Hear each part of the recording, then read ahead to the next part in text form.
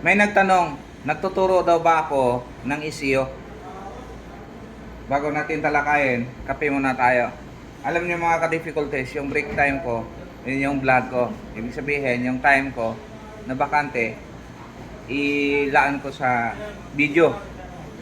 So, balik tayo doon sa nagtatanong kung nagtuturo ba daw ako ng ECU ng mga motor or mga automotive. Ang sabi ko, hindi.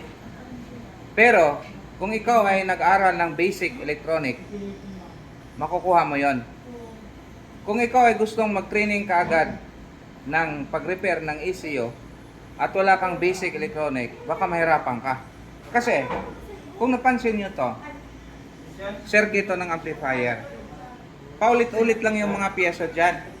So, kung ano yung mga piyesa na nandito, nandoon din yan sa mga ECU.